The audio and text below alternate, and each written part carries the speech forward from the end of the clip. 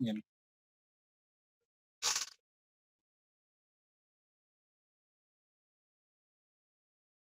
Bien, jóvenes, buenos días. ¿Ya me escuchan?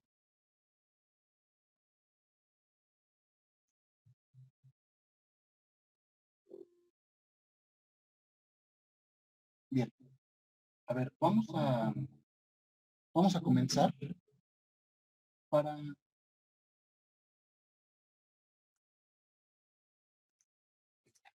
Bien. Para el día de hoy tenemos nada más el pendiente el tema de herramientas de red. Eh, Como ustedes recordarán de la semana pasada, básicamente nos estuvimos enfocando en este, mm, nos estuvimos enfocando en parte de lo que nosotros ya habíamos visto, que en este caso eran los protocolos. Dentro de los protocolos de comunicación, pues en este caso también tenemos que considerar que existen diferentes dispositivos que son los que nos van a permitir de alguna manera tener comunicación con la computadora, con las computadoras, o en este caso con la red de comunicación de datos. ¿Qué quiere decir esto en específico?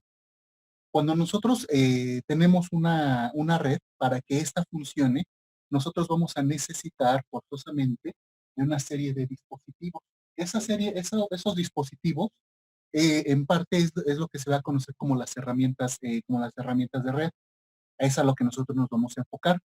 Y no solamente en esas, sino también en otro tipo de equipos que son, por ejemplo, los servidores.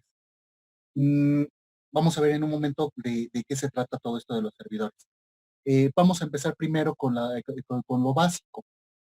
Cuando nosotros hablamos de herramientas, y ya habíamos visto en algún momento en la clase, cuando teníamos salón, ya habíamos visto que prácticamente la estructura de los dispositivos de red es muy, muy, muy particular, o de alguna manera tiene ciertas características. Por ejemplo, si nosotros estamos hablando de cierto tipo de dispositivos, como pudiera ser, por decir algo, un ruteador, pues un ruteador va a tener ciertas características. Ya hemos visto esto. Por ejemplo, este es un dispositivo de Telmex. Este es un, este, era, este tiene las funciones, ya lo hemos visto, ya lo hemos mencionado, inclusive también en línea, ya lo hemos visto. Este tiene las funciones no solamente de módem, que ustedes ya saben que un módem es un modulador de señales, que en este caso, este tipo de módem, lo que hacen es una función de integrar una red óptica o una red cableada y traducirla a una red Ethernet. Eso ya lo habíamos visto.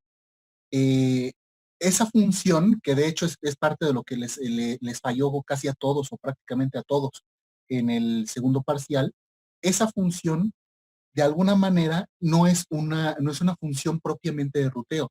El hecho de tener una interfaz óptica y transformarla en otro medio, cuando se hace esa transformación, es lo que se conoce como un puenteo, es lo que se conoce como un bridge. Entonces, en un momento dado, cuando nosotros empezamos, habíamos dicho que un dispositivo de estos, por ejemplo, este modem de Telmex, este modem, por ejemplo, ¿qué es lo que hace? Pues de alguna manera tiene varias funciones. Una de ellas es, primero que nada, hacer la función de bridge. ¿Por qué de bridge? Porque el bridge lo que va a hacer es recibir una señal de un tipo y y en este caso va a cambiar o va a modificar esa señal para que esa señal se convierta en otro tipo de señal, que en este caso va a ser en una señal compatible con ¿qué? Con Ethernet. En el caso de este dispositivo que ustedes están visualizando en la pantalla, vemos que tiene una interfaz óptica, aquí está. Tiene estas, no les hacemos caso ahorita, que son las de teléfono, pero tiene también estas, que en este caso son las de eh, Ethernet. Entonces, por un principio de cuentas, propiamente este aparatito hace esas funciones. Pero cuando este aparato tiene todavía, si este aparato solamente fuera un bridge, ¿qué es lo que pasaría? De aquí solamente tendríamos un puerto. ¿Por qué? Porque en este caso el bridge lo que hace es solamente integrar dos redes de medios diferentes entre sí. ¿Qué quiere decir eso? Que de aquí solamente tenemos un medio y de aquí solamente saldría un medio. No es muy común en la actualidad, pero hace muchos años, inclusive Telmex, solamente entregaba modems que solamente tenían una salida. Y al momento de que ustedes se conectaban a Internet, solamente había una dirección IP en sus casas, que de hecho esa dirección era una dirección pública. Y eso sucedía con Telmex y también sucedía con Cablevisión. Es más, todavía hay algunos modems por ahí de Cablevisión que funcionaban de esa manera. Entonces, ¿qué pasa si yo necesito más direcciones IP? Yo tengo más computadoras en casa. Si yo tengo más computadoras en casa, lo que voy a necesitar es adquirir algo que en este caso me permita dividir o me permita generar más direcciones IP para que de esta manera se puedan distribuir al interior de mi casa. Es decir, lo que ya hemos visto que se conoce como las direcciones IP privadas. Las direcciones IP privadas, acuérdense que son generadas por alguien. Ese alguien, ¿quién es? Generalmente ese alguien va a ser lo que nosotros conocemos como el DHCP. El DHCP se encarga en un momento dado de generar y de distribuir las direcciones IP privadas dentro de una red. Entonces aquí es donde entra otro dispositivo, otra herramienta de red. En un principio dijimos que teníamos uno muy básico, que en este caso era el bridge, que no se utiliza tanto en la actualidad. Sí se usa, pero no se utiliza tanto. Es más, este aparatito, como ya dijimos, puede en un momento dado transformarse en bridge. De hecho, muchas empresas lo necesitan de esa manera. ¿Por qué? Porque ellos de alguna manera son los que van a controlar su red interna. No van a permitir en un momento dado que alguien más se las controle, sino son ellos los que hacen ese control. También funcionan cuando alguien tiene una dirección IP privada contratada. Acuérdense que habíamos dicho en algún momento que ustedes pueden tener dentro de su casa, dentro de su oficina, dentro de su negocio, pueden tener todos los servicios que a ustedes se les ocurra y todos los servicios que sus recursos les permitan, pero evidentemente siempre y cuando tengan el equipo necesario para ello. Parte de esto sería en este caso tal vez una IP propia, una IP fija. Eso acuérdense que de alguna manera se tiene que cotizar, se tiene que ver porque no es barato. Y estaba leyendo la semana pasada, entre las quejas de gente que tiene Total Play, estaba leyendo que ellos no están manejando las direcciones privadas, digo las direcciones públicas. Entonces, pues también ahí hay un problema, por ejemplo, con Total Play, y eso a mí me responde, o de alguna manera a mí ya con eso me doy cuenta por qué algunos servicios, algunas cuestiones de empresas que necesitan servicios externos, o bueno, servicios que necesitan servicios para poder ser accedidos desde afuera, eh, ¿por qué no se pueden activar o es muy difícil activarlos con Total Play?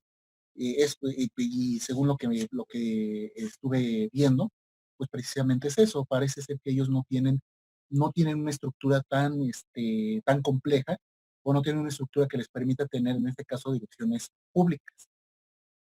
O sea, no dan ellos direcciones IP homologadas.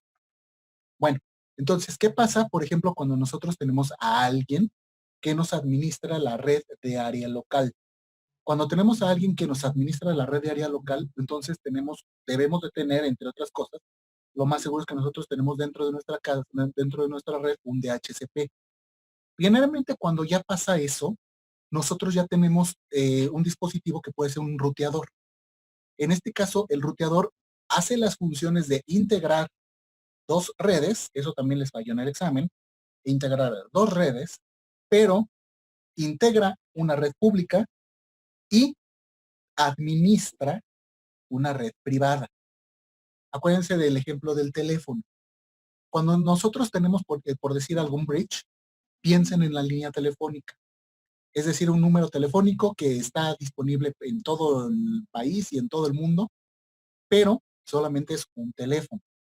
¿Qué pasa si yo tengo una casa muy compleja, muy grande, donde necesito que hayan muchos, muchos, muchos teléfonos y que cada quien de alguna manera tenga que haya comunicación interna y que cada quien tenga su propio número telefónico, o al menos interno. Es ahí cuando entra, por ejemplo, un conmutador. Acuérdense del poli. Si nosotros marcamos ¿cuál era? Creo que es la 7080-822, ¿qué pasa? Nos contestan en la UDI. Pero si yo agarro un teléfono aquí en la casa y marco, miren, acá tengo si yo tengo un teléfono y marco la 70-822, ¿qué va a pasar aquí? Aquí no va a pasar nada. Es decir, simple y sencillamente nadie no va a ir hacia ningún lado esa comunicación. ¿Por qué? Porque 70-822 es un número privado. Y al ser un número privado, en este caso solamente funciona al interior de esa organización. Entonces, para poderme comunicar a la 70-822, primero tengo que marcar desde aquí 57-29-6300, que es la dirección pública, y después de marcar el 57-29-6300, 7300 es el casco, creo. No me acuerdo, 57-29-6300 es el casco. 57-29-6000 es Zacatenco. 56-24-2000 es su pizza. Entonces, si se marca cualquiera de esos números, que son los números públicos del Politécnico, ¿qué es lo que sucede? Me va a contestar una contestadora, valga la redundancia, y ahí me va a pedir que yo indique una extensión. Ahí marco la 70-822, ¿y qué pasa? Ahora sí hay comunicación. Bueno, ese conmutador, que es el que contestó, en este caso es algo como esto. Bueno, no, o sea, físicamente no es así. La función es algo de lo que es una analogía a lo que hace esto. Este aparato, en este caso, este es el ruteador. Bueno, este es un modem de Telmex, pero también funciona como ruteador. ¿Qué es lo que sucede? Nosotros tenemos una interfaz pública y también tenemos una interfaz privada. Al momento que nosotros utilizamos esa interfaz privada, ¿qué es lo que sucede? Nosotros podemos tener cualquier cantidad de direcciones IP que nosotros podamos conectar aquí. Ya saben ustedes, de hecho esto es algo que también debemos de haber hecho en el laboratorio, ya saben ustedes que si nosotros tenemos más direcciones IP, necesitamos más direcciones IP y aquí nada más tenemos, por ejemplo, 4 puertos, ¿qué hacemos? Pues necesitamos de otra herramienta, que en este caso sería un switch. El switch es un dispositivo que nos permite en un momento dado distribuir y centralizar nuestro cableado estructurado al interior de un lugar. Entonces, cuando nosotros tenemos ese switch, ¿qué es lo que sucede? Que ahí podemos expandir nuestra red a cuanto nosotros necesitemos. Pero, ¿por qué muchas empresas optan por no usar esto? O bueno, sí lo usan, pero nada más lo usan para poder tener el Internet. ¿Sí? Y aparte de esto tienen otro ruteador, o en un momento dado lo usan a modo de bridge, de manera tal que solamente tienen una dirección IP pública, una dirección que es la dirección IP pública, y alguien más les genera las direcciones privadas. Esto sucede precisamente cuando las empresas o las casas inclusive optan por un dispositivo que les permita hacer la administración de su red privada. Ese dispositivo, por ejemplo, puede ser un ruteador. Hay muchos tipos de ruteadores. Hay unos muy, muy, muy, muy sencillos, pero bien poderosos como este. Por ejemplo, este es uno que fabrica Google. Este es precisamente hace las funciones de ruteador. Entonces, si nosotros lo vemos, está bien sencillo, si ustedes se dan cuenta. Solamente tiene una interfaz para Internet, una interfaz WAN, evidentemente la energía, que es a través de un USB-C, y acá tenemos también una salida, que en este caso es por si nosotros tenemos una red cableada. Entonces pueden ser que tengan uno de estos, que en este caso es el Google Wi-Fi, o puede ser que tengan cualquier otro tipo de ruteador. Evidentemente, porque muchos ruteadores, se van a encontrar que muchos ruteadores hay una variación de costos bastante, bastante grande. ¿Por qué? Porque cada ruteador tiene diferentes características, tiene diferentes calidades y tiene diferentes funciones. La función básica que va a realizar un ruteador, en este caso es la administración de la red LAN. Eso lo hace cualquiera. De hecho, precisamente hasta el de Telmex lo hace, pero no por eso es eficiente. Muchas empresas, eso es un problema muy común, me ha tocado bastante. Muchas empresas de repente hasta se espantan porque tienen en su red, tienen pocos empleados, por decir algo, tienen unos 10 empleados tal vez en la empresa, pero sucede que de repente el modem no les da, o sea, deja de funcionarles el Internet y piden asesoría a su proveedor de servicios de Internet. Eso me pasó con Axtel. ¿Y qué les dice Axtel? Lo que pasa es que tienes más de 30 equipos en tu red. Entonces, ¿qué pasa? Pues se espantan y piensan que los están hackeando y tienes que ir a calmar al dueño del changarro para decirle que no todos están hackeando. Sí, tienes 10 computadoras, pero tienes teléfonos, tienes iPad, tienes televisión, tienes impresoras, tienes plotter. Todos esos dispositivos adquieren una dirección IP. Entonces, cuando nosotros tenemos una red muy compleja con muchas direcciones IP, ¿qué es lo que sucede? Estos aparatitos, los de Telmex, por ejemplo, prácticamente todos los proveedores dan aparatos muy chafas, o muy ineficientes. Acuérdense que finalmente, y aparte de todo, si ustedes revisan su contrato, pagamos una renta cada mes por esto. Entonces, ¿qué pasa? Que nos dan aparatos muy ineficientes. ¿Y qué es lo que sucede? Pues esos aparatos no tienen el soporte para tantos dispositivos. Entonces, ¿qué sucede? Que tienen que comprar otro tipo de dispositivo. En este caso, alguien que les administre la red de área local, que en este caso sería un ruteador, y ahí hay diferentes marcas, diferentes modelos y diferentes funcionalidades. Estos, por ejemplo, lo que tienen estos de Google son muy sencillitos, pero hacen muchísimas cosas. Lo único malo de estos es que no administran redes privadas virtuales. Si lo hicieran, serían una maravilla total. Entonces, ese tipo de dispositivos hacen diferentes cosas.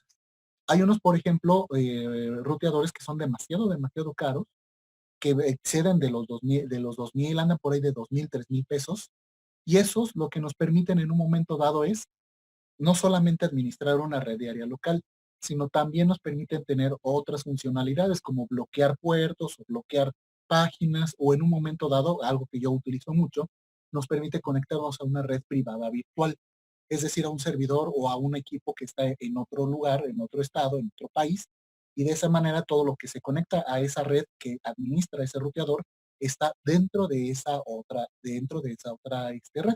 Es precisamente lo que yo uso para, por ejemplo, conectarme a Disney Plus, o conectarme a Hulu, cosas por el estilo. Entonces, de esa manera, pues no tengo yo la necesidad de preocuparme por configuraciones, simplemente prendes el modem, se conecta solito y ya prendes lo que necesites, el Apple TV, el teléfono, una computadora, lo que sea, te conectas ahí y ya, estás navegando en otro país. Así de sencillo. Ahora, esos dispositivos, digamos, son los más sencillos que nosotros podamos tener, y son los más básicos que se encuentran. El módem de su compañía no solamente tiene esas funcionalidades, también tiene otra funcionalidad muy importante, que en este caso es el Wi-Fi. El Wi-Fi, en este caso, también no todos los módems son muy eficientes, que digamos. Algunos tienen varias deficiencias, sobre todo en casas que son un poquito grandes.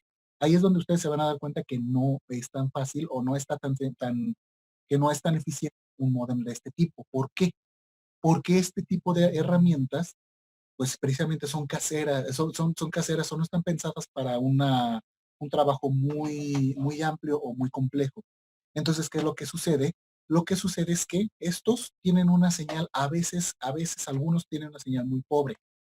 Y en el peor de los casos, sobre todo, por ejemplo, si tienen de Telmex y su modem es Thomson, los Thomson tienen el problema de que son muy hackeables. O no es que sean hackeables, lo que pasa es que sus contraseñas de Internet que vienen por default son sumamente sencillas de adivinar, o en un momento dado son sumamente sencillas de conocer. no es nada del otro mundo. O sea, son muy, muy, muy fáciles porque tienen como que ciertos factores o tienen tienen cierta forma las direcciones web, las direcciones, las claves. Entonces, ¿qué es lo que pasa con esto?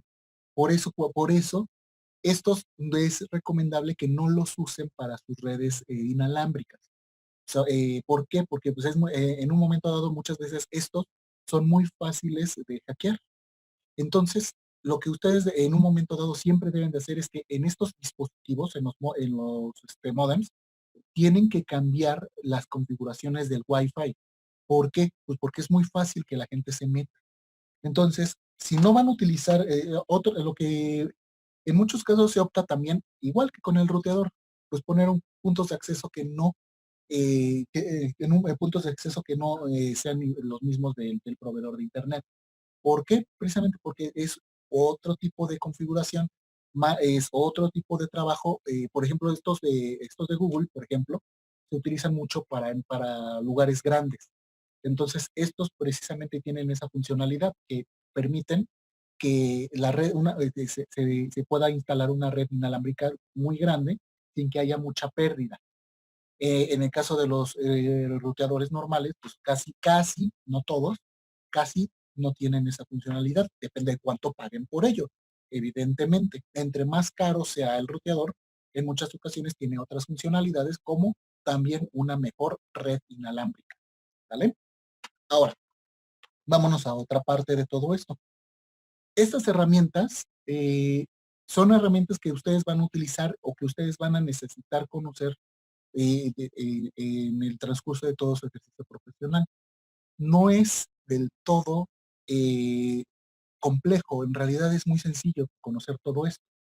No, nada más es cuestión de que ustedes vayan acostumbrándose y sobre todo que vayan conociendo marcas para que vayan sabiendo cuáles marcas son buenas, cuáles de alguna manera no son tan buenas. Si ustedes conocen marcas, por ejemplo, nada más ahí, ahora sí que nada más paseándose, pueden pasearse, por ejemplo, en la escuela, y ustedes pueden ver que hay un montón, bueno, hay varios access points. Entonces, conociendo marcas, ustedes nada más los ven, ese es un TP-Link, es un TP-Link casero, haciendo funciones empresariales. Ese TP-Link a cada rato se está cayendo. Pues ustedes ya lo pueden ver, lo pueden diagnosticar sin ningún problema, pero se tienen que acostumbrar, tienen que ir viendo marcas, tienen que ir viendo modelos. Eso ahora sí que ese es un trabajo de mucha constancia. Y eso poco a poco pues ya lo van a ir conociendo. Ahora, vámonos a otra cuestión. Hay otro tipo de herramientas que nosotros podemos utilizar dentro de una red, que es precisamente, de acuerdo a la planeación que que hemos diseñado para estos días que que nos faltan todavía en el encierro, teníamos pendiente también ver los servidores. Entonces, para esto, perdón, para esto tenemos un invitado aquí. Para esto, tenemos, por ejemplo, este de acá. Este que ustedes están visualizando es es un servidor. Cuando nosotros estamos hablando de un servidor, podemos hablar de un servidor en dos aspectos. Puede ser un servidor físico o puede ser un servidor lógico. Cuando nosotros hablamos de un servidor físico, hablamos de algo más o menos como esto. Un servidor físico es, en este caso, un dispositivo, un appliance, así que como ustedes saben, no es físico, ¿sí? Lo podemos ver, lo podemos patear, lo podemos golpear. Aquí está. Ahora, este tipo de dispositivos también, luego en el argot técnico también se les conoce, se les dice a veces appliance. Este tipo de appliance, a ver, déjenme muevo la cámara. A ver. Vamos a bajar un poquito.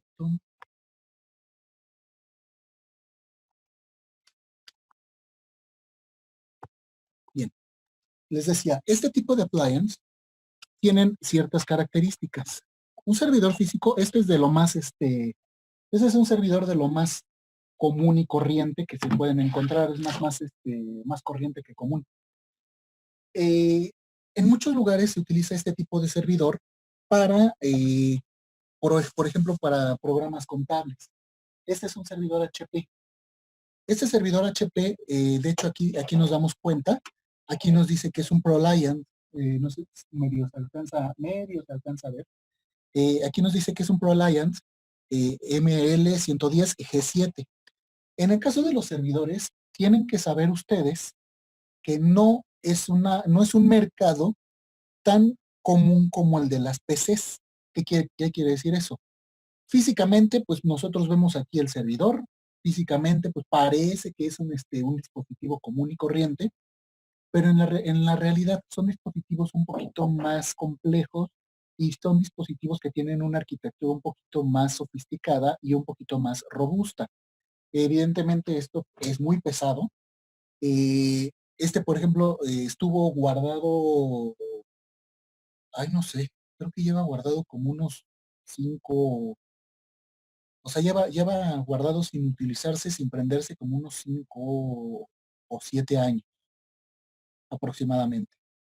Eh, de hecho, estoy viendo si tiene alguna funcionalidad para la empresa. Entonces, por ejemplo, nosotros aquí podemos visualizar, es un ProLiant. Cada familia, cada fabricante tiene su familia de servidores. Y cuando nosotros estamos hablando de la familia de servidores, nos estamos refiriendo a los modelos. Ahora, por ejemplo, este modelo es el ML110 Oral, pero aquí hay algo muy importante que debemos de saber. Los servidores tienen, por ejemplo, esta nomenclatura. Algunos, hay que ver cada quien cómo lo maneja. Por ejemplo, de los más comunes y corrientes que tiene Dell, por ejemplo, son los PowerEdge. Los PowerEdge también son una estructura más o menos parecida a esta. Por ejemplo, aquí en el caso de HP se maneja por generaciones. Entonces, ese es un G7. ¿Qué quiere decir? Este es uno de séptima generación. Este tipo de dispositivos, como ustedes ya vieron en mantenimiento, tienen exactamente la misma estructura, la misma arquitectura de computadoras. ¿Qué quiere decir esto? Se basan o se fundamentan en el modelo de von Neumann. Como ustedes ya saben, el modelo de von Neumann nos habla de que tenemos, de que el trabajo o el procesamiento de un equipo de cómputo está centralizado en un microprocesador que tiene cierta arquitectura. Es exactamente lo mismo. Es decir, prácticamente, y ese modelo de von Neumann se aplica para prácticamente todo. O sea, todos manejamos y todos utilizamos el modelo de von Neumann para todo. Para las computadoras de escritorio, para las laptops, es más, hasta para sus teléfonos. Todo es exactamente el mismo modelo. Entonces, esta no podría quedarse atrás. Y en este caso, este tipo de dispositivos pues se manejan bajo esa norma, bajo ese modelo, perdón, bajo el modelo von Neumann. Ahora, aquí, si ustedes se dan cuenta, este tipo de servidores tiene, pues, por ejemplo, este utiliza una llave. Esta llave nos permite que nosotros accedamos a esta parte. Evidentemente yo ya hice parte de la chamba, todavía está un poquito sucio, pero bueno, ya hice parte de la chamba porque no tienen ni idea cuánto polvo salió de aquí. Entonces, esto precisamente nos permite que acceder a los medios de almacenamiento que tenga en este caso el servidor. Los medios de almacenamiento varían también por servidor. Por ejemplo, tiene la facilidad de hacer un arreglo de 4 discos. Es también ese arreglo puede ser que los discos estén independientes o se pueden integrar en un arreglo RAID. Eso también ya lo deben de haber visto en mantenimiento. Y si lo ven, porque ya lo vi bueno, di esa clase con Israel el semestre pasado y sí les habla de los arreglos RAID. Entonces, este, cuando ustedes tienen, por ejemplo, este servidor es de lo más sencillo y de lo más común que ustedes se pueden encontrar. Y nos permite hacer un arreglo de discos de hasta cuatro discos. Son discos, parecen discos normales. De hecho, por ejemplo, sí es normal. Hay discos, sí, este es de 7200 revoluciones. Bueno, hay discos que hay discos que son un poquito más complejos y un poquito más robustos, y esos son precisamente para servidores. En la apariencia, pues son un disco común y corriente. De hecho, es un disco SATA común y corriente, si ustedes se dan cuenta. Nosotros podemos poner un disco SATA cualquiera aquí, sí, podemos poner un disco SATA cualquiera, no pasa nada. El performance, el desempeño de ese disco es lo único que nos va a, es lo único que va a cambiar.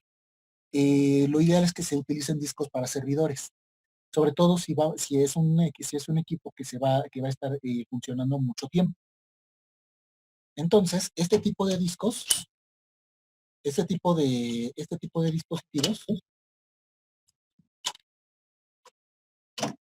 ahí está. Este tipo de dispositivos, primero que nada, si ustedes se dan cuenta, nos permite de algún modo, eh, está diseñado precisamente para que nosotros tengamos acceso a los medios de almacenamiento de una manera más o menos rápida.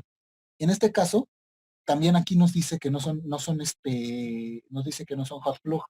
En este caso, esta generación o este modelo más bien de servidores no nos permiten el hot plug. ¿Qué es el hot plug? El hot plug en este caso es la capacidad que tiene un servidor para que tal vez está funcionando, no puedo apagarlo, no puedo dejar de dar servicios y necesito reemplazar un disco duro. Entonces, ¿qué pasa? Nada más llego, lo saco y ya, no pasa nada. Me permite hacer eso.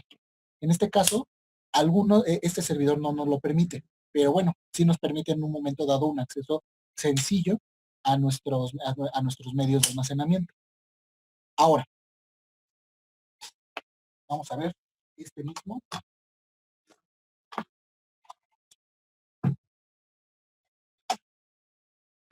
Sí pesa.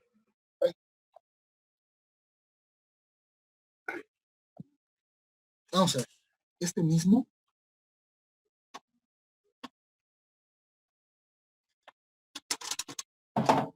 internamente. La arquitectura de un servidor, como ustedes se dan cuenta, es prácticamente la misma que se tiene para prácticamente cualquier dispositivo de cómputo. Es decir, no nos debe de apantallar un servidor. De hecho, este tipo de servidores, eh, como son, como son muy, son equipos buenos, son equipos robustos y relativamente baratos, se los van a encontrar en muchos lugares. De hecho, por ejemplo, hubo una temporada en que el Poli tenía de estos, pero por montones, ¿eh? En las áreas de gestión escolar, habían de estos, pero para echar para arriba. Eh, de hecho, es una de las razones por las cuales en muchas ocasiones falla el SAES. Este tipo de servidores no quiere decir que sean malos, pero son servidores muy delgados, son servidores muy sencillos. Entonces, ¿qué pasa? Que la arquitectura, si ustedes se dan cuenta, es una arquitectura bien sencillita.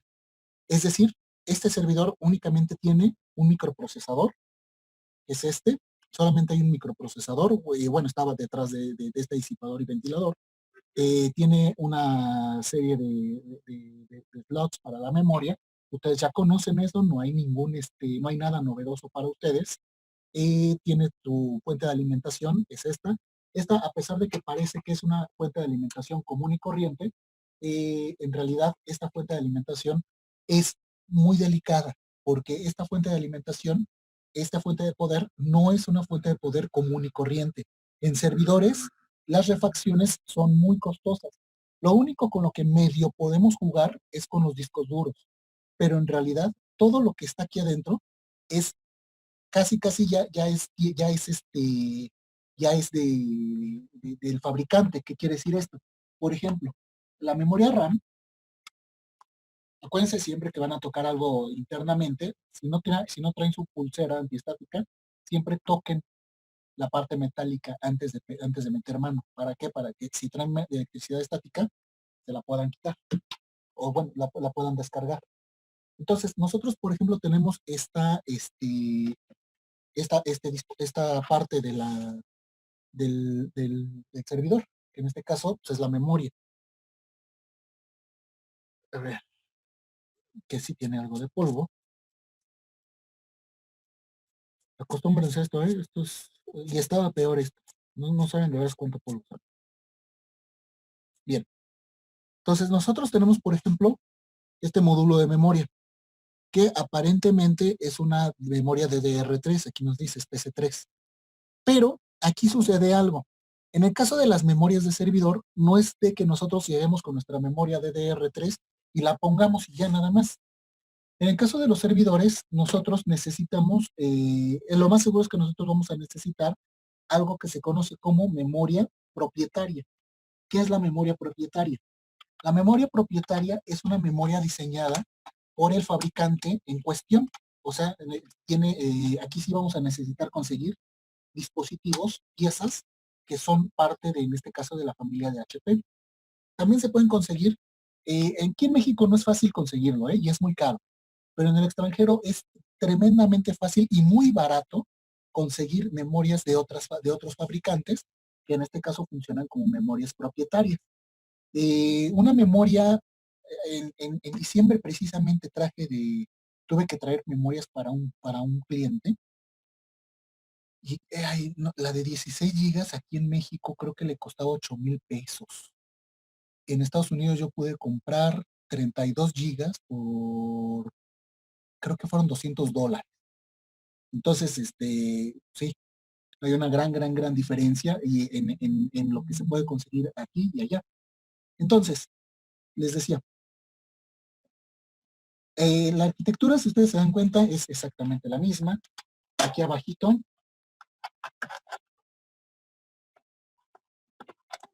nosotros tenemos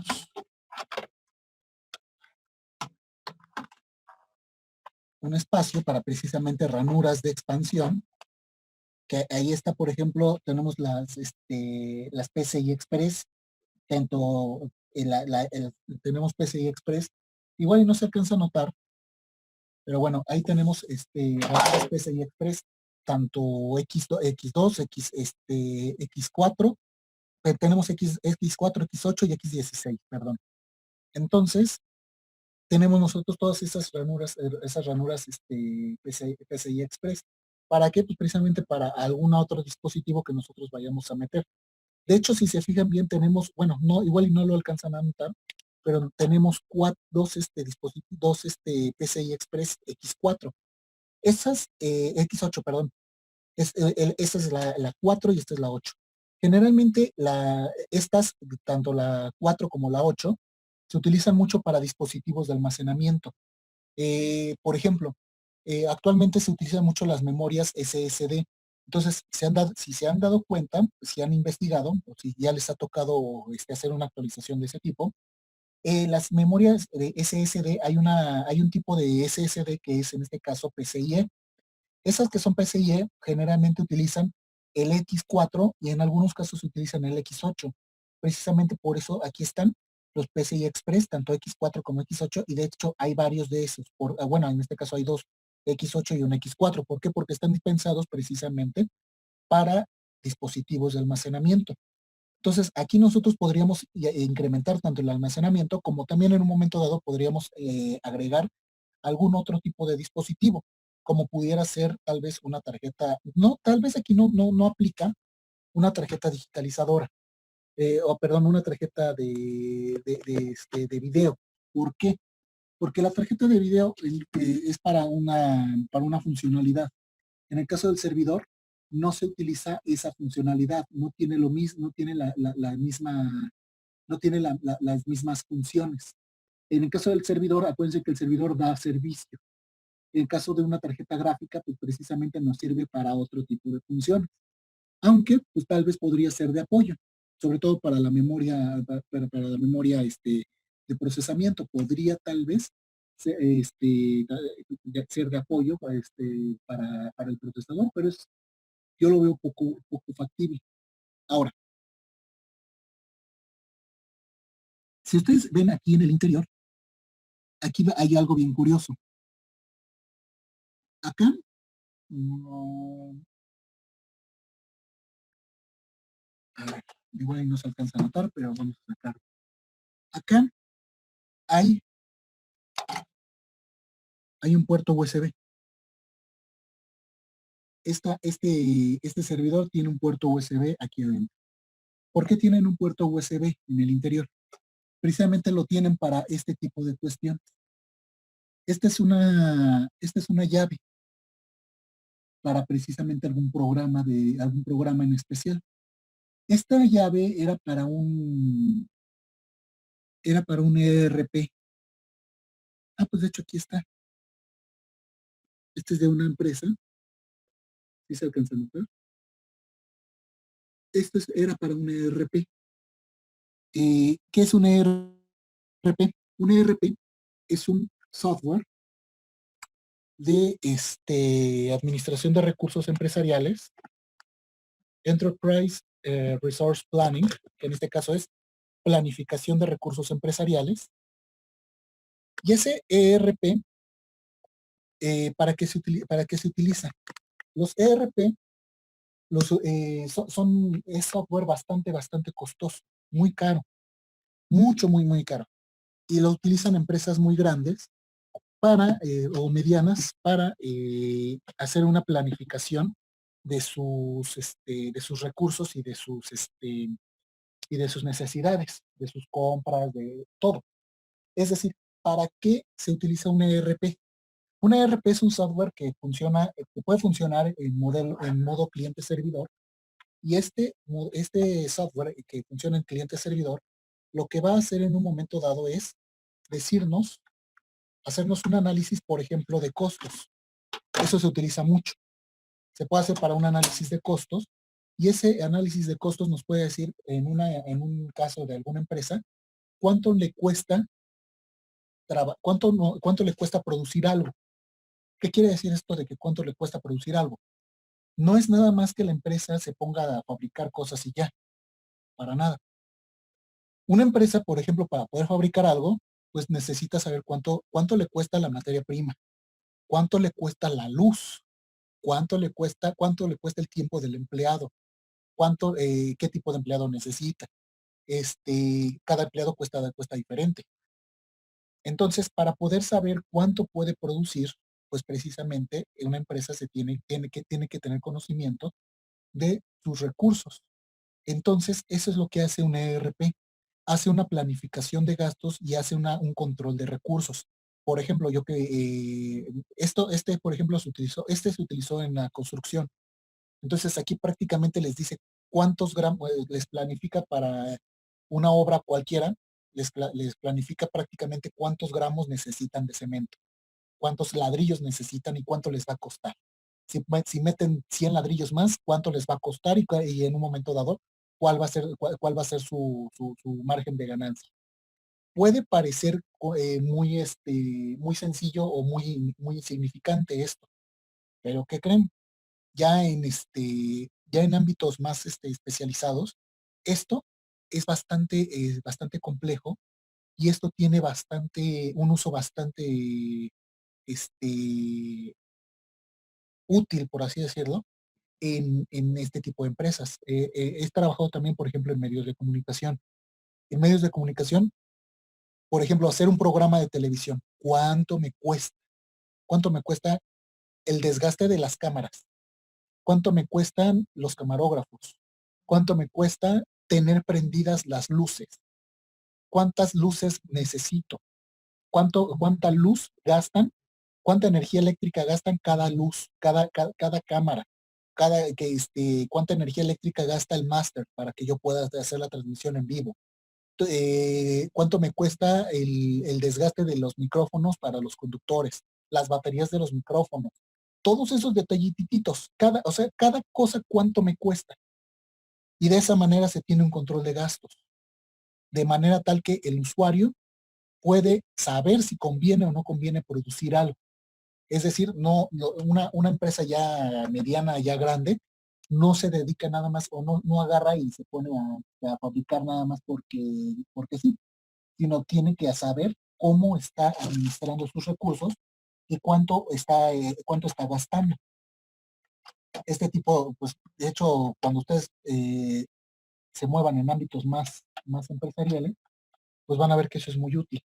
Y de hecho, de alguna manera, eso es lo que hace que varios negocios funcionen. Ahora, este tipo de aplicaciones cliente-servidor, también hay standalone, las standalone están solamente en un equipo y ya. También hay de ese tipo. Pero este tipo de servicios que son cliente-servidor son servicios muy caros.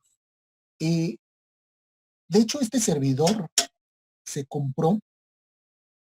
Este servidor yo fui proveedor de este servidor para una empresa yo creo que fue hace más de 10 años. Y este servidor se compró precisamente para esta aplicación. Tenemos ahí una situación. Se compró esa aplicación porque una serie de consultores llegaron a la empresa y pues le dijeron al dueño del changarro que pues esa era la solución para todo, ¿no? O sea, le hicieron todo el lavado todo el coco wash y sucede que eso no es barato. ¿Cuánto se invirtió? Creo que se ha de haber invertido simplemente la licencia de ese software fueron como 200,000 pesos. Esto también lo querían vender, pero pues ahí sí me consultaron primero y pues no, querían creo que 50,000 pesos. Esto no es caro, creo que costó como 10,000 pesos. O sea, no son caros. Eh, Costó como 10,000 pesos, evidentemente se tuvo que, acuérdense, esto es un negocio, pues si no, uno en la casa pierde, pues no se trata de eso. Y es que lo habré vendido yo creo que como en 15,000. Este, y este tipo, estamos hablando de que se invirtió una lana, pero tremenda, para que funcionara ese ERP. ¿Y qué creen? ¿Funcionó? Sí, sí funcionó, pero sucedió algo. Sucede que en ese entonces esa empresa solamente tenía internet de Telmex, pero internet a través de par trenzado, o sea, era un internet muy lento. Y este aparato estaba pensado para que fuera un servidor web, para que los arquitectos se conectaran a través de su laptop en las obras y se conectaran al ERP para que hicieran sus solicitudes. Entonces, ¿qué sucede? Primero que nada, el internet de era tremendamente lento. No era suficiente para lo que se necesitaba. Una. Dos. Sucede otra cuestión. Sucede que la gente que estaba trabajando en obra, pues necesitaba internet. Entonces, ¿qué pasaba? Necesitaban internet y si ahorita es difícil conseguir internet inalámbrico o un servicio que esté funcionando en todos lados, que sea económico y que funcione, los de celular no siempre son muy buenos. Hasta ahorita más o menos se está popularizando ese tipo de tecnologías, hasta ahorita. ¿Cuántos años pasaron? Pasaron más de 10 años. Entonces, ¿qué pasa? Que los arquitectos pues no tenían una manera muy sencilla de acceder de acceder a los servicios. Esa es otra. Tercera, la cultura informática, la cultura tecnológica que tenían los empleados de esa empresa era una cultura muy, muy, muy, muy baja. Creo que ya les he platicado de esa empresa. De hecho, esa empresa es la primera, es mi primer cliente. Esa empresa lleva siendo mi cliente 15 años. Oh, sí, ya llevo 15 años ahí. De hecho, fue mi primer cliente y hasta la fecha sigue siendo mi cliente. Entonces, cuando yo llegué a esa empresa, me tocó ir en varias ocasiones nada más a conectar un mouse. Así estaba su cultura tecnológica. Nada más a conectar un mouse. Entonces, habían secretarias que no sabían prender la computadora. Habían secretarias que no sabían escribir. No eran pues sí, o sea, el nivel escolar pues, no es muy en el ámbito de la construcción, no crean que es muy, no crean que es muy amplio. De hecho, con los arquitectos siempre se da esa diferencia. Cuando ustedes trabajan con arquitectos, se da mucho, mucho, mucho esa distinción de clases. Es decir, así como que los que estudiaron y los que no estudiaron. El arqui, que sí estudió, y los de obra, que no estudiaron. Entonces, sí es así como que, ay. Pero a pesar de eso ganan muy bien, los de obra. O sea, no estudiaron, pero ganan bien. Sobre todo, un maestro albañil ganan muy bien. Que se lo chupen es otra cosa, pero ganan bien. Ahora, y se joden bien. Ahora, ¿qué pasa? Que la cultura tecnológica de esa empresa era muy baja. Entonces les pones una aplicación tan compleja, porque es compleja, que necesita capacitación, que la gente capacitada para utilizarla es cara. Entonces, ¿qué pasa? No funciona. Funciona perfectamente esta cosa, pero para esa empresa no funcionó.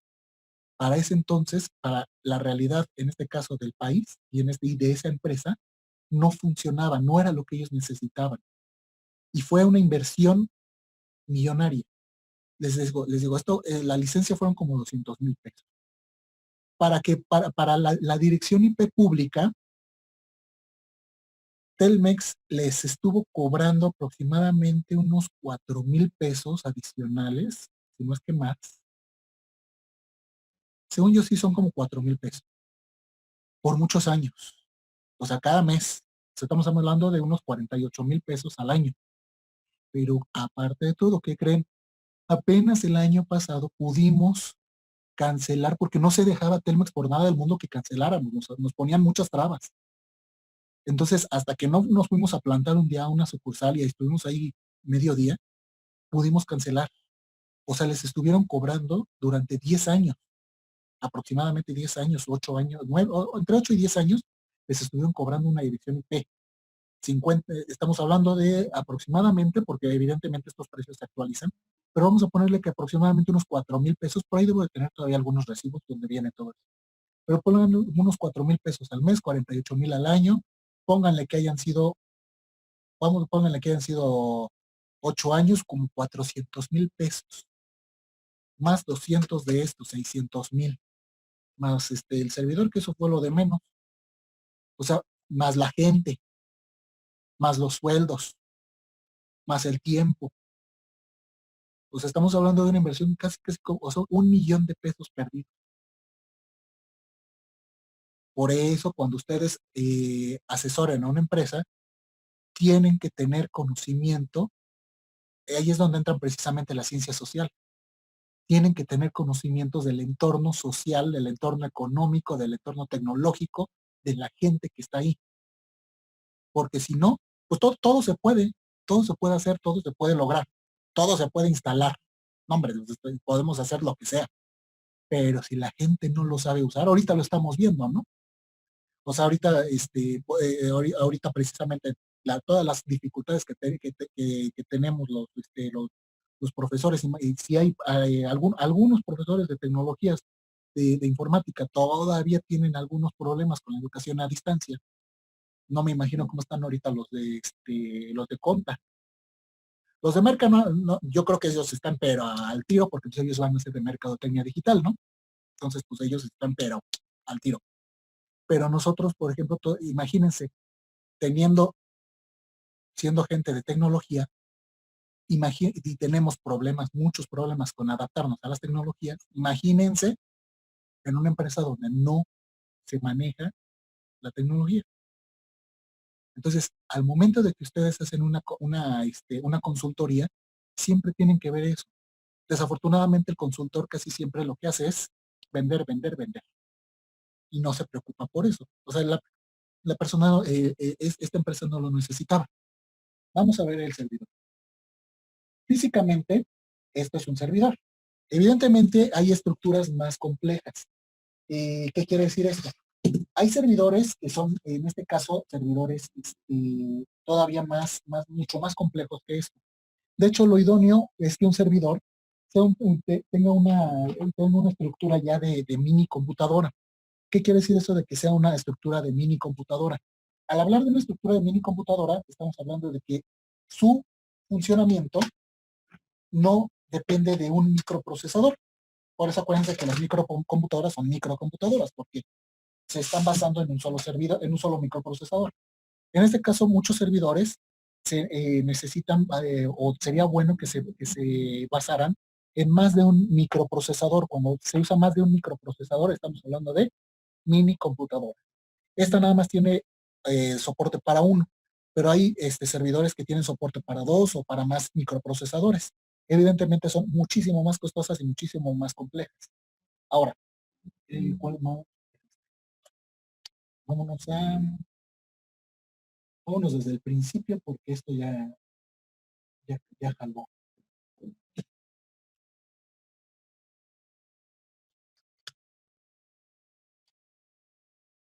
Ay, todavía no acordé mi contraseña. Qué bueno. Esto dan como 10 años que no se prende. Bien, vámonos desde cero.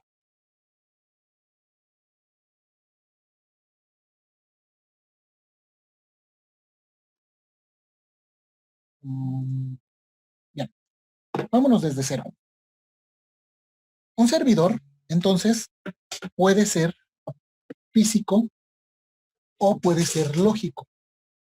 Cuando un servidor es lógico, es lo que ustedes ya conocen. Es decir, se tiene, por ejemplo, un servidor Apache, que nos permite en un momento dado dar un servidor al interior de una red. ¿Qué servicio es ese? Pues una página web, por decir algo. El acceso a una base, por ejemplo, MySQL para poder acceder a una base de datos. Esos son servidores lógicos. En este caso, aquí estamos viendo un servidor físico. Ahora, este servidor físico tiene ciertas características, ya las vimos. Pero para poder funcionar también tiene que tener ciertos software. Vamos a ver qué es eso. Si nosotros prendemos el servidor, primero que nada ya está prendido. Vamos a ver que el proceso, a diferencia de una PC común y corriente, el proceso es bastante diferente. Es un poquito más tardado. No tanto más tardado. Vamos a esperar.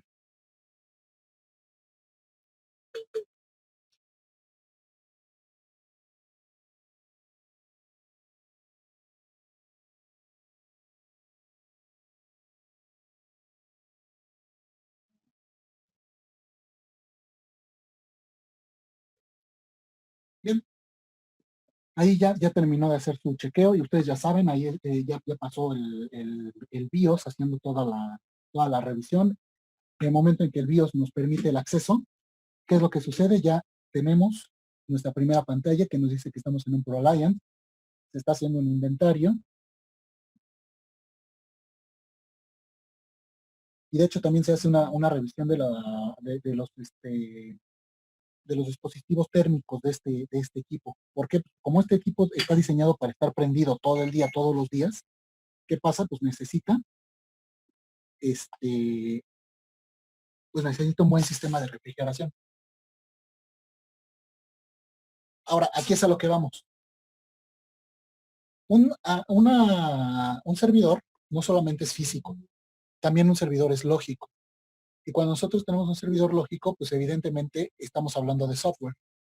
El software que utiliza un servidor de este tipo preferentemente, en este caso este está basado en Windows, pero preferentemente lo que nosotros debemos de tener no es un Windows tradicional, es decir, aquí no se pone Windows 10, Windows 7, Windows 8, Windows XP. Aquí no se usa eso. Aquí lo que nosotros debemos de tener es un sistema operativo que es en este caso un sistema operativo de red. El sistema operativo de red puede ser de varias plataformas. La más común hasta eso aquí no es Windows. Lo más común que nosotros nos vamos a encontrar va a ser tanto Unix como Linux. En este caso, este es Windows Server 2008, 2008 R2. Y si se fijan bien, aquí aquí de hecho ya está funcionando el servidor. En este momento ya levantó servicios. Si nosotros necesitáramos algún servicio de este servidor, en este momento ya estaría funcionando. Pero en este caso, todavía no conecto, de hecho no pretendo conectar ninguna red acá porque no me acuerdo qué hace este servidor. No vaya a ser que me vaya voy a meter algo o vaya a hacer algún respaldo que no deba. Entonces, ¿qué pasa? Aquí precisamente Windows ya nos dice, no se alcanza a notar, pero bueno, ahí nos dice que para poder acceder, pues tienes que presionar Control Alt suprimir. En este caso, este es un sistema operativo de red y ahí tenemos varios usuarios. La verdad, por ahí tengo, bueno, de hecho tuve que cargar mi iPad de aquel entonces para ver para ver las contraseñas, porque no me acuerdo de nada de esto, más que de la mía, esta.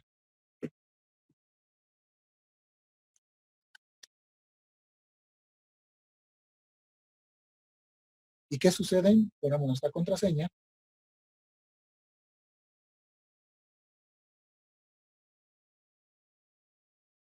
y ya, ahí está nuestro servidor. La interfaz de trabajo de un servidor, de un sistema operativo, en este caso de un Windows Server, si ustedes se fijan, es una interfaz de trabajo muy familiarizada, muy familiar para nosotros, porque está basada precisamente, pues esto es Windows. Entonces, pues, ¿qué pasa? Esto pues está bajo la misma arquitectura, bajo la misma estructura. Aquí también tenemos un menú inicio, también tenemos también tenemos aquí un equipo.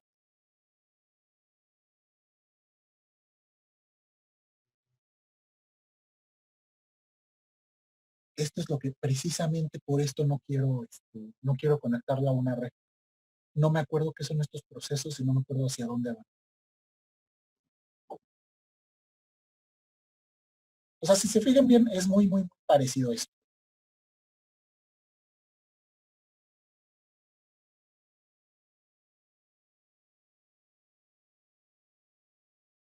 Y de hecho, fíjense, no sé si se alcanza a notar, pero si vemos las características de este servidor, es un Windows 2008 R2 Enterprise con Service Pack 1 y aquí vemos que utiliza como procesador un Intel Xeon, o sea, aquí ya no se utilizan Core i2, Core i3, Core i5, no se utiliza nada de eso.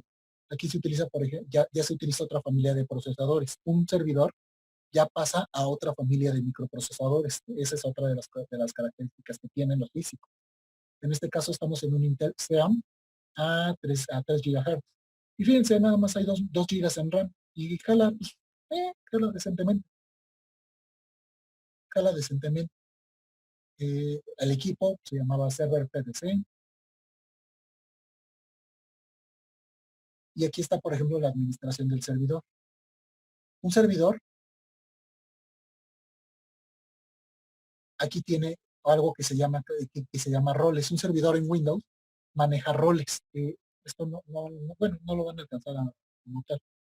¿Qué quiere decir esto de los roles? Un servidor dentro de nuestra empresa, un servidor tiene diferentes funcionalidades. Dependiendo de las funcionalidades que nosotros configuremos, en este caso, esos son los roles. En este caso, este servidor nada más tiene dos roles, que es servidor de archivos, servicios de archivos, y servidor web IIS. ¿Qué es el servidor web IIS? De hecho, eso lo pueden sí, investiguenlo y también en algunas versiones de Windows 10 lo pueden hacer sin bronca. ¿eh? En este caso, el IIS, que es el Internet Information Services, es un servicio de Microsoft que permite que nosotros podamos tener un servicio web al interior de nuestra red de área local. ¿Qué quiere decir eso? Es como si es la misma funcionalidad de Apache. Exactamente la misma funcionalidad. Es decir, nosotros aquí podemos montar una página web y esa página web, en este caso, va a estar su raíz y su dirección y todas esas configuraciones van a estar aquí configuradas en el IIS. Y aquí no sé por qué, no tengo que estudiarlo, no recuerdo nada de esto. Sí, no recuerdo. Lo tengo que estudiar para acordarme. Ahí tengo mis notas, mis apuntes en el iPad, pero no recuerdo nada de esto. No recuerdo para qué utilizaba yo el servidor web. Y el servidor de archivos se utilizaba para, para precisamente distribuir el, el ERP en una red, primero de área local y después en una red global. Me imagino que el IIS era precisamente para acceder al, al ERP desde afuera. Yo me imagino, pero bueno, esto es todo un drama.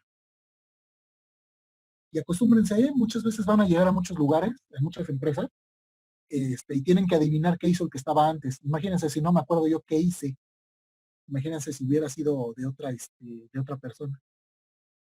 Aquí, por ejemplo, hay una cuestión. Esta tarjeta, este servidor tiene dos tarjetas de red y tiene aparte de todo, bueno, no le hagan caso, tiene dos tarjetas de red.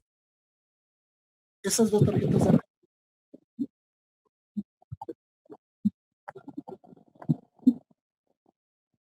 ahí está.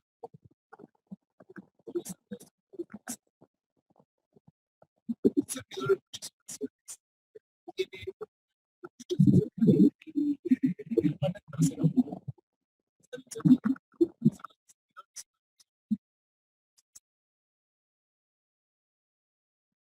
Ya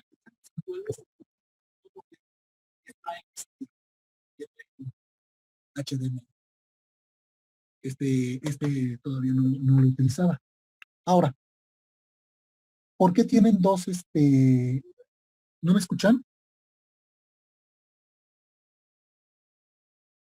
A ver, ¿ya me escuchan? Andrés. Ah, ya. Es que sí, es el. No, ¿saben qué es? Son los ventiladores.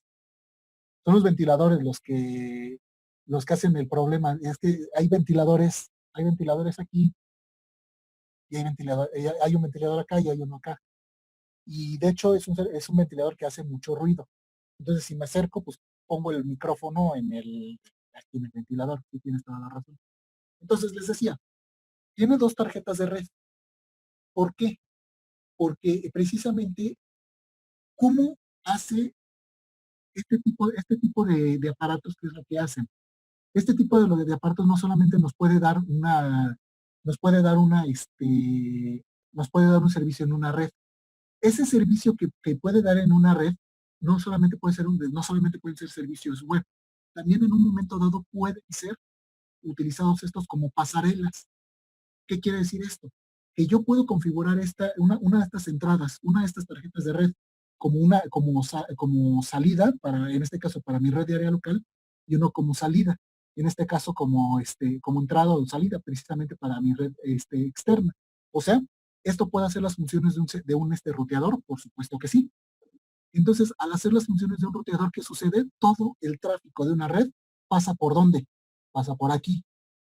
Y quiere decir que puedo ver lo que ustedes están haciendo, que puedo ver lo que ustedes envían. Por supuesto que sí. Quiere decir que, por ejemplo, si ustedes mandan un correo al interior del poli, ¿pueden ver lo que están haciendo? Pero claro que sí. Entonces, precisamente, eso pasa en muchos lugares, ¿eh? De hecho, en muchos cafés internet así funciona. Y ustedes no se dan cuenta, pero ustedes todo lo que ustedes están mandando y están recibiendo, todo puede ser captado. Evidentemente se necesita algún software que pero puede ser que en algún software, por ejemplo, necesiten de algún software para poder hacer la captura. Muchas conexiones son cifradas, por ejemplo, las de los correos electrónicos, las de mensajeros, etcétera. Pero siempre hay modo de descifrarlas. Entonces, es muy sencillo si ustedes se dan cuenta, teniendo el equipo necesario. Por eso deben de tener mucho cuidado siempre con lo que ustedes manejan. O sea, en realidad, ¿existe la privacidad en Internet? No existe. No existe. Entonces siempre deben de tener cuidado con lo que ustedes hablan, con lo que ustedes mandan. Por eso no deben de andar mandando packs. Bueno, ahora, esto es en este caso en lo que refiere a un servidor que está trabajando sobre habíamos dicho, ¿dónde quedó? ¿Dónde quedó? Aquí está, que está trabajando en este caso sobre Windows. Ajá. Este es un servidor Windows. Ahora, ¿qué quiere decir eso? Windows tiene una edición no solamente para casas y empresas, que en este caso es lo que nosotros conocemos, sino también tiene, en este caso, versiones de servidor. Eso es lo que ustedes tienen que en un momento dado ya investigar. ¿Qué tipo de servidores se utiliza? ¿Qué tipo de versiones se utiliza? ¿Cuál es la diferencia entre ellos? ¿Cómo funcionan? Y sobre todo las generaciones. Actualmente está el Windows Server 2019. Fíjense, este es 2008, ya pasó el 2010, creo que hubo 2013, 2016 y ya ahorita está el 2019. O sea, si se fijan bien, aquí en este mercado se actualiza más, se actualiza con más regularidad y aparte de todo es mucho más caro. Evidentemente esto es mucho más caro que el mercado casero. Entonces, pues esto en este caso es el servidor físico y en este caso cómo funciona de la mano con un servidor lógico. En un servidor de este tipo podemos instalar Windows XP, Windows 7, Windows 10. Sí se puede. De hecho, una empresa, de hecho la tengo así, la tengo con Windows 7 en un servidor. No, creo que es de esta misma familia, pero no, creo que también es un ProLiant, pero no me acuerdo qué familia es, qué generación es. Pero bueno, en una empresa, por ejemplo, sí los tengo así con Windows 7. ¿Por qué? Pues porque no tienen licencia. Entonces, ¿cómo le hago con ellos? La licencia es muy cara. Y en este caso, pueden utilizar una licencia pirata, sí, pero la información que se maneja en un servidor de este tipo, por ejemplo, esta empresa que les digo, es una empresa es una transportista, es transporte de carga. Y lo utilizan para contabilidad. Entonces, la información que manejan ahí es muy delicada. Entonces, si no tengo una licencia, no puedo yo garantizar que va a funcionar correctamente el servidor y que va a ser estable y que no se va a estar desactivando. O sea, yo no puedo garantizar eso. Entonces, si yo no puedo garantizarles eso al cliente, pues, y el cliente no quiere pagar su licencia, pues ni modo. Así que tuvimos que buscar una solución más conveniente, que en este caso fue ponerle a un servidor pues Windows 7. Y de hecho ya tienen problemas ahorita en cuanto a la desactivación de Windows 7, pero bueno, ya saben que ya está descontinuado. Entonces, pues ya tarde o temprano van a tener que pagar sus licencias y van a tener que pagar la migración de Windows 7 a Windows 2019, yo creo. O sea, todo eso tiene un costo. Pero bueno, ¿dudas hasta aquí? ¿Preguntas? Estoy un poquito cerca de los ventiladores, perdón. ¿Dudas, preguntas hasta aquí? Es más, voy a apagar. De hecho, otra monería que tienen, por ejemplo, los sistemas operativos de red es que este tipo de sistemas operativos no es nada más de apagar y ya. Si yo apago, Windows me va a cuestionar, me va a preguntar por qué me estás apagando, casi como si fuera HAL 9000. Entonces aquí me pregunta, ¿por qué me estás apagando? Entonces aquí hay que ponerle. Por ejemplo, yo le voy a decir que es un mantenimiento, y por eso se va a pagar. Ahí está. Si tengo que ver de qué trata ese servidor, hace mucho que no lo toco. Bueno, ya está deteniendo servicios.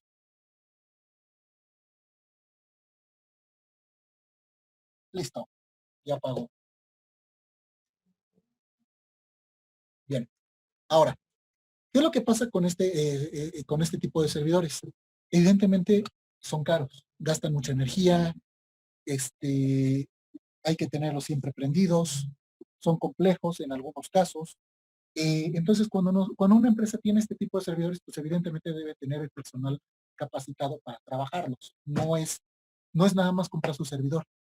Hay muchas cuestiones que debe de considerar una empresa para tener este tipo de infraestructura. ¿Preguntas? ¿Todo bien? ¿Seguros?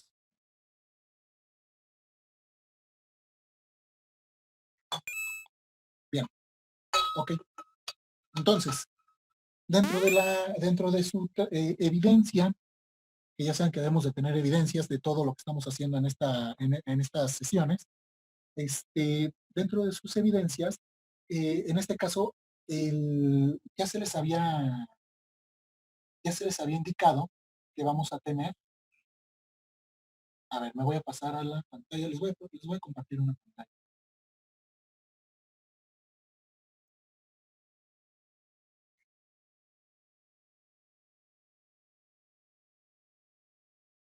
Bien, entonces les decía, dentro de lo que se supone que ya, a ver, no me sirve.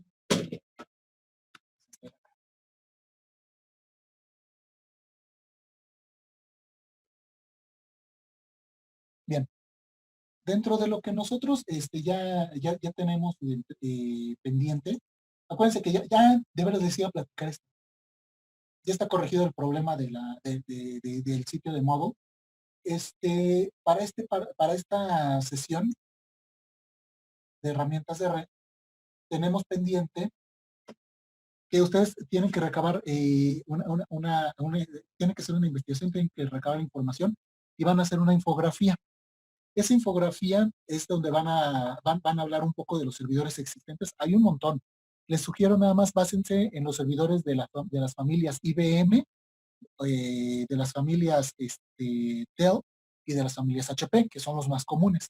Creo que Lenovo hace algunos servidores. Lo que pasa es que acuérdense que Lenovo originalmente era IBM, pero posteriormente IBM soltó su línea casera y de pequeña empresa y se convirtió en Lenovo. Pero creo que Lenovo todavía hace algunos servidores pequeños. Entonces, pues, eso ya les toca a ustedes. Tienen que hacer una infografía. Yo les sugiero, nada más básense en esas marcas. IBM, tal vez Lenovo, HP y Dell. Esas marcas son las más comunes. Para que ustedes vean cuáles son los tipos de servidores que hay y los sistemas operativos de red. ¿Qué tipos de sistemas operativos de red hay? Pueden ser Windows, pueden ser Unix, pueden ser Linux, eso ya ustedes lo tienen que investigar. Del mismo modo, les tenía que platicar esto. Acuérdense que si una empresa no tiene, ya para que terminemos, si una empresa no tiene la infraestructura para poder tener todo esto, para poder tener sus servidores y todo esto, en empresas grandes, ustedes van a Bimbo, son habitaciones enteras de servidores. Ahí, fíjense, he ido a Bimbo, pero no, son bien estrictos. Y ahí sí me da mucho miedo andar tomando fotos. Sí, son bien canijos y son bien payasitos. Una vez salí con un cable que me sobró, un cable de red que me sobró, era 2 metros de cable. Y no me dejaban salir por el cable, que porque no estaba dado de baja del inventario ese cable, que ni siquiera era de Bimbo, era mío. Y ya terminé tirando el cable a la basura, porque no me dejaban salir por el morroso cable. Entonces, así son de estrictos. Entonces, tomo una foto, olvídenlo, quién sabe a dónde me mandan. Entonces, si una empresa no tiene el personal, no tiene los recursos, no tiene inclusive la voluntad de tener este tipo de servicios, este tipo de hardware, ¿qué es lo que sucede? Pues una empresa pues, no por eso se va a detener. En un momento dado, lo que puede hacer una empresa es tener un servicio web pues propiamente rentado, que es lo que vimos la semana pasada. La semana pasada estuvimos viendo que por ejemplo, una página web se puede comprar, se puede rentar de una manera muy sencilla, un dominio se puede comprar de una manera muy sencilla, se tiene que pagar anualmente y no pasa nada. O sea, es algo bastante económico y se utiliza la infraestructura de alguien más. Eso es lo mejor de todo. No se preocupan ustedes por la infraestructura, utilizan la infraestructura de alguien más. Algo más o menos parecido habíamos visto también cuando les platicaba de Amazon Web Services. Puede ser que no necesite nada más una página web, sino necesite una infraestructura de cómputo que me permita hacer cálculos, que me permita hacer, que me permita hacer proyecciones, o sea, cómputo, precisamente, eso es el cómputo. Entonces necesitamos hacer ese tipo de operaciones. Es lo que ya les había platicado en un principio de Amazon Web Services. Cuando ustedes rentan la infraestructura de Amazon, ¿qué es lo que sucede? Cuando ustedes rentan esa infraestructura, pues están rentando una infraestructura de cómputo bastante compleja y bastante fuerte. Por eso muchas empresas les mandé los anuncios a través de WhatsApp, los comerciales. Ahí se ve todas las empresas que trabajan con Amazon Web Services, que es enorme la cantidad de empresas que lo utilizan. Entonces, ¿qué pasa? Pues precisamente para no invertir, imagínense ellos que tienen dinero, no invierten en una plataforma de cómputo, ¿qué pasa? Pues mejor rentan una. Entonces, una microempresa en México está conformado el 90% de su planta laboral por micro y pequeñas empresas. ¿A poco creen que van a tener su granja de servidores? Pues que no. Pero bueno, vámonos en este caso a,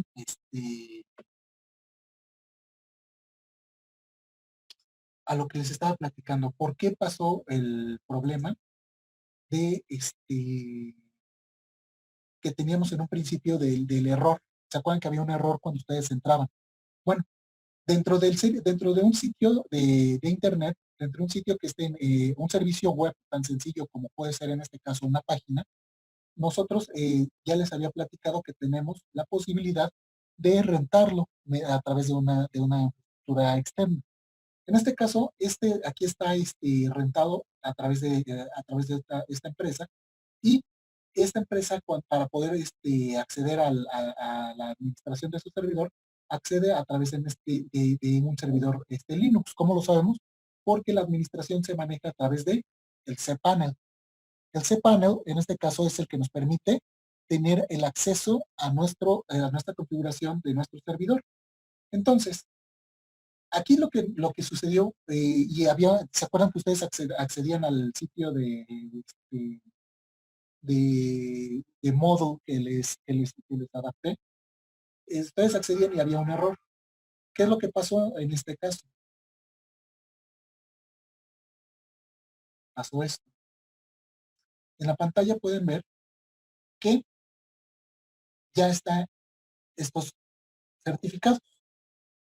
Estos certificados, ¿qué es lo que hacen? Estos son los famosos certificados SSL. Esos certificados lo que hacen es que la conexión se asegura. Entonces, cuando nosotros tenemos esta conexión segura, ¿qué es lo que sucede? Lo que está sucediendo es que estos certificados están en orden. Lo que sucedió simple y sencillamente fue que estos certificados ya habían expirado. En este caso, como este certificado es gratuito, hay que andarlos renovando cada cierto tiempo. Aquí ustedes pueden ver, se tiene que renovar el 4 de agosto de 2020. Ya lo puse en mi agenda, porque me había olvidado. Entonces, ya lo puse en mi agenda, hasta el 4 de agosto lo voy a renovar. Y todos los dominios que derivan de este sitio son los que están en un momento dado validados.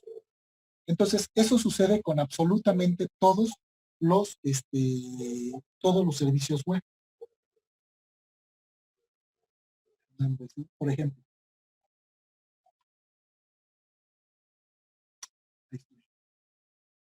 este es otro. No, este es otro. Por ejemplo, este es el mío, ¿no? Este es el de mi nombre, el de landeslosa.tv. Por ejemplo, si nos vamos exactamente a la misma sección, aquí también podemos ver que todos los dominios que dependen de mí, depende de mi servidor, en este caso, todos ya están validados. Ya todos tienen, en este caso, una validación SSL, lo cual nos permite en un momento dado tener una conexión segura. Estos certificados pueden ser gratuitos o se pueden pagar. Generalmente es mejor, puede ser que sean mejor pagados, pero pues, la cuestión es el costo. Pagar pagar un certificado de estos puede costar como entre unos $9 y entre 9 y $70, dependiendo de lo que ustedes contraten. Por eso es mejor en un momento dado, si no tienen información muy sensible, si no tienen una aplicación así muy, muy, muy compleja, pues es mejor utilizar los gratuitos. Bien. Y finalmente, al menos ya para acabar este tema, esta es otra, esta de acá, esta es otra herramienta de red, esta que ustedes pueden ver acá. Fíjense, este modem, ¿se acuerdan que les platiqué hace un instante? Que habían, que cuando quisieron poner este servidor, querían utilizarlo para servicios web. Y estos servicios web pues requerían de un internet, primero que nada un internet decente, y segundo, necesitaban también de que en las obras donde estuvieran los usuarios hubiera internet. En ese entonces no existía esto. Por ejemplo, este es un router que nos permite tener una señal inalámbrica. ¿Qué quiere decir esto? Este tipo de router funciona, si ustedes se dan cuenta, tiene aquí una especie de, usa un SIM común y corriente. Pero estos están utilizándose ¿para qué? Para poder acceder a Internet. No necesariamente, o sea, la SIM sirve precisamente para poder identificar en el servicio al módem. No quiere decir que sea telefonía celular. De hecho, propiamente este tipo de servicios utilizan una banda parecida a los de los celulares, pero no son celulares. Entonces, este tipo de servicios se supone que nos permite tener internet en cualquier lugar donde nosotros estemos. No lo he podido estrenar porque yo lo contraté para utilizarlo en la escuela. Como el poli nos da muchos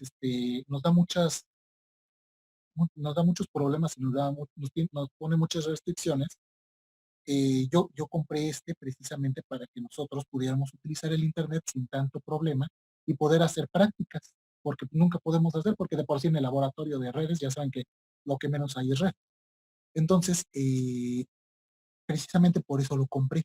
Entonces, como llegó precisamente la semana en que empezó todo esto, pues ni modo, no lo he podido probar. De hecho, precisamente lo quería probar con ustedes. Y este tipo de aparatos, ¿qué pasa? Acá se supone que tienen el espacio para antenas, pero acá tenemos la misma interfaz que ustedes ya vieron. De hecho, aquí podemos conectar, puede ser que haya servicios de telefonía, pero también tenemos, pues en este caso, una interfaz web, una interfaz Ethernet, que en este caso nos permite, por eso opté por comprar este modem, porque tiene la interfaz Ethernet, que en este caso algunos modems no tienen. Entonces, precisamente por eso opté por este. Pero bueno, ya, quién sabe si algún día lo vaya a estrenar, porque precisamente lo compré para la escuela. Pero bueno, esto en aquel entonces no existía. Existía la banda ancha móvil que funcionaba a través de redes celulares, pero era muy ineficiente y muy lenta. Se supone que este es más o menos rápido, pero bueno, eso lo hubiéramos tenido que probar en la escuela. Puesto que no son redes celulares, no es tan fácil moverse, es decir, todo fuera tan fácil como llegar y conectarme aquí. Yo lo tengo registrado para que esté en la zona de la escuela. ¿Qué pasa? No lo puedo utilizar aquí. ¿Por qué? Porque no estoy en la zona de la escuela. Tengo que pagar para que me cambien a esta zona. Por ejemplo, si yo me voy de viaje a Pachuca, me voy a Querétaro, en este caso tengo que hablar por teléfono o meterme a la página web del proveedor, pagar por el cambio de ubicación y eso es todo. Y después otra vez pagar por el cambio de ubicación de regreso. Entonces, por eso no lo he probado. Pero bueno, ahí ahí está todo. Ahora sí que es todo lo que íbamos a hacer.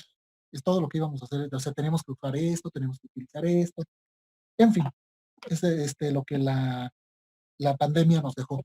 Si es que regresamos en junio, si es que fuera así, yo creo que lo más prudente y lo más sensato es que el Poli haga lo mismo que la UNAM. Que en este caso la UNAM ya puso su semestre hasta que su semestre va a terminar termina en agosto y el siguiente semestre empieza en septiembre. Creo que a finales o mediados de septiembre. Es lo más coherente que se puede hacer. Vamos a ver qué termina siendo, porque nada más nos puso fechas, pero no nos dijo nada. Entonces vamos a ver qué es lo que se termina sucediendo. En una de esas, igual y si lo utilizamos, si es que regresamos. Entonces, si es que regresamos, pues sí, igual y vamos a utilizar esto a ver qué tal funciona. Ahora, me voy a regresar a la pantalla para lo último, porque siempre me acuerdo que tengo que decirles algo y me acuerdo hasta. Entonces, nos regresamos a la pantalla. ¿Cómo sabemos, ¿Cómo sabemos el ancho de banda que nosotros tenemos en una red? Que nosotros tenemos en una conexión a Internet. Hay dos maneras. Una, pueden entrar a esta página, en este caso fast.com. Y ahí les dice más o menos cuál es el ancho de banda que tienen, o cuál es la conexión que tienen en este momento.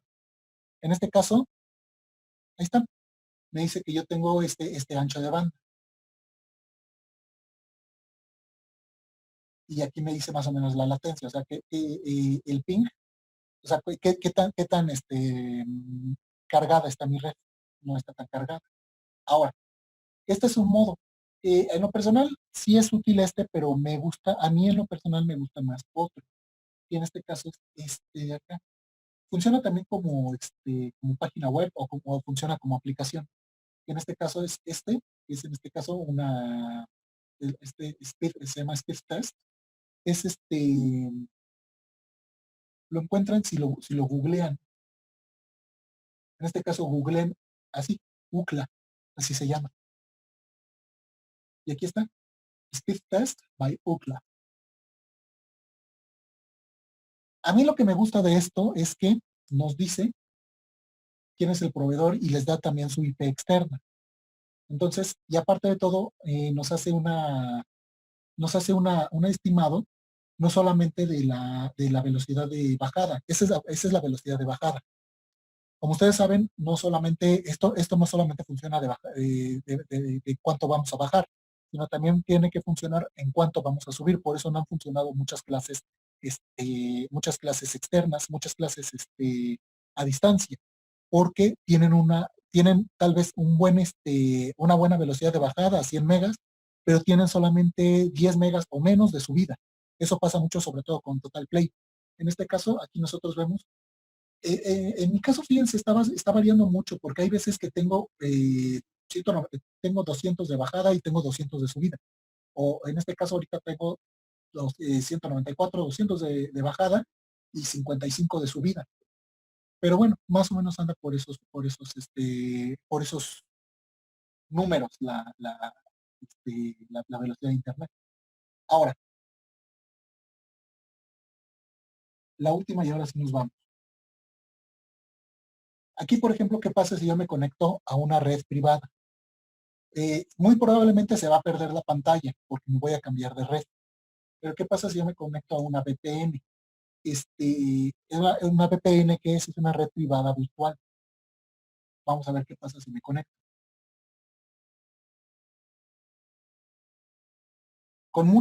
Estoy casi seguro de que se va a perder en un momento la pantalla. Vamos a ver qué pasa.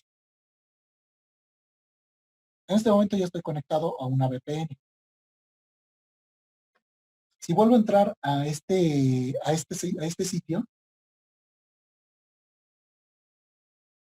¿qué sucede? Ya no estoy en Telmex, estoy en Houston.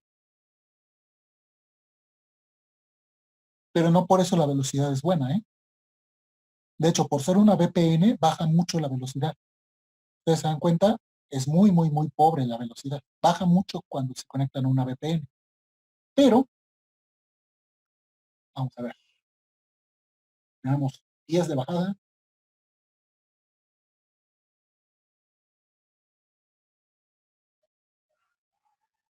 Y tenemos también unos 10 más o menos de subida. Que la subida es lo que menos me importa para este efecto.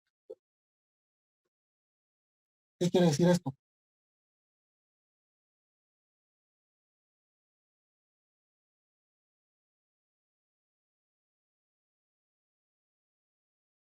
En este momento estamos en otro país.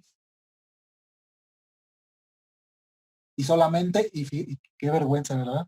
Y solamente veo los Simpsons. Pero bueno, ya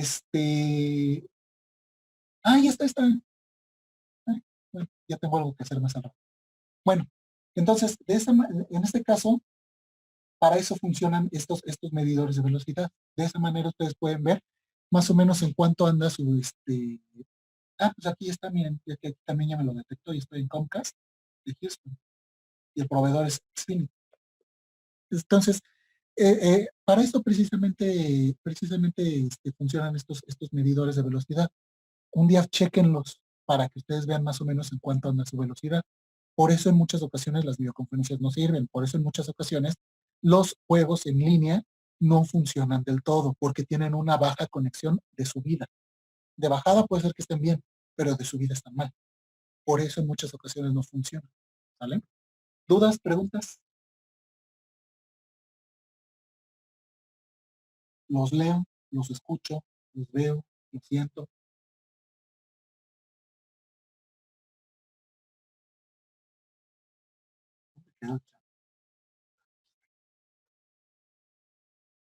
Sin dudas, no hay dudas. Ok, bueno. Entonces, si no hay dudas, con esto daríamos concluido por el día de hoy. Vamos entonces para tener Disney Plus, como decía, son muchos pasos, Mildred.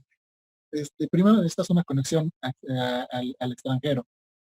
Y segundo, necesitas contratar el servicio, que también eso es otro relajo. Necesitas una tarjeta de allá, porque sí son muy, sí son muy exigentes. Si pones tu tarjeta de México, no te la aceptan. Tienes que tener una tarjeta de allá. Pero para todo hay soluciones y para todo hay trucos. Eso ya en otra, si es que tenemos, si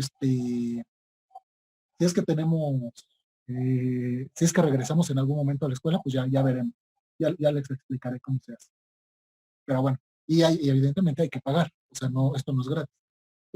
Lo único que es gratis en mi caso para mí es la VPN, porque yo tengo un servidor allá, solamente por eso, pero si no también tendría que pagar por eso. Y de todos modos, una VPN que se rente es no, en muchos casos no, ni Netflix ni Disney se los permite. ¿Por qué? Porque detectan que están desde otro país.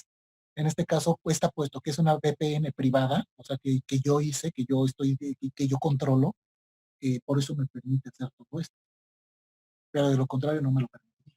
Pero bueno, dudas que no tengan que ver con cómo conectarse a Disney Plus, preguntas.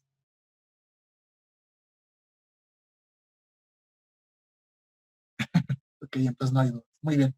Entonces, ya para terminar, ya para despedirnos, les encargo por favor las evidencias de todo lo que nos quiere mucho, ¿no? ¿No? En psicoanálisis hay algo que se dice mucho cuando daba clases en la UNAM de psicología. Entonces se hablaba mucho de eso, ¿no? De cuándo se quiere y cuándo no se quiere. Entonces llegábamos a una conclusión y es que, pues no, ahora sí que no, no, no los quiero porque no los conozco. Bueno, y una cosa es conocer y otra pues es saber, o sea, sé quiénes son ustedes. Entonces, no los quiero tanto. No es cierto. Si nos da clases de psicología, si quieren luego podemos platicar de eso. Sí, luego hacemos a ustedes no les funcionaría tanto, funcionaría mucho con los de Merca, porque hay que ver psicología del consumidor. Y eso me gusta mucho. Pero bueno, un día hacemos, un día hacemos eso. Un día, igual y sí, un día lo organizamos un Zoom y platicamos de eso. Pero bueno, entonces, les estaba platicando. Por favor, es necesario que hagan sus evidencias y ya saben, súbanlo ahí en el portal que les diseñé. Ahí en ese mismo portal ya están también algunos archivos que pueden ser de utilidad para ustedes y también ya puse todas las grabaciones, que de hecho están las que sube Alfredo, están las que sube Alfredo a YouTube, y también ahí hay otras que de alguna manera me graba esta cosa. Yo no estaba yo consciente de que también Zoom me está grabando. Entonces, pues ahí está, ahora sí que hay de todo.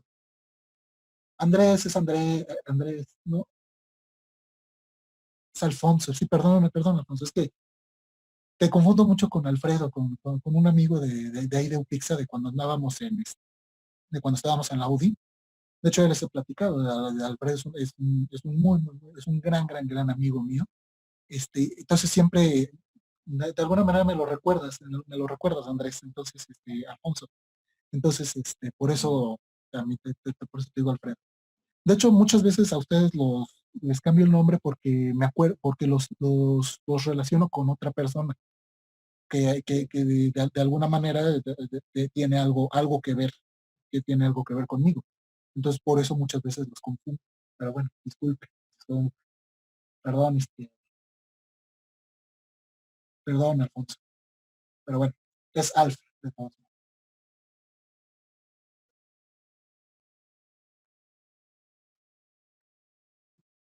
¿Quién sabe? A alguien les has de recordar a este Andrés. Por eso te confunden con alguien más. Pero bueno, ya les encargo mucho las evidencias que tenemos pendientes, a pesar de que tenemos tiempo para el 30, y de que está estipulado para el día 30.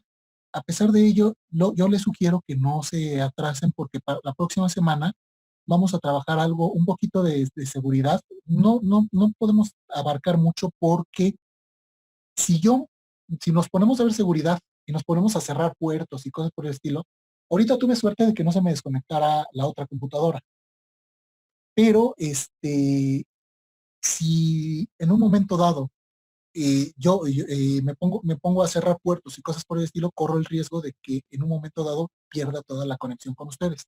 Es decir, no es algo muy eficiente. Entonces, pues aunque sea nada más teóricamente, vamos a ver algo de seguridad. Y posteriormente tenemos que ver lo de su trabajo final. Entonces, por eso no dejen que se les junte todo, por favor, porque ya sé que no soy el único, no soy la única clase que tienen. Entonces, no dejen que se les acumule, por favor. Entonces, vayan subiendo sus evidencias para que vayamos avanzando. Los que ya subieron sus evidencias, ya las estoy revisando, ya las estoy contabilizando. No les he avisado porque francamente no las he plasmado en mi archivo.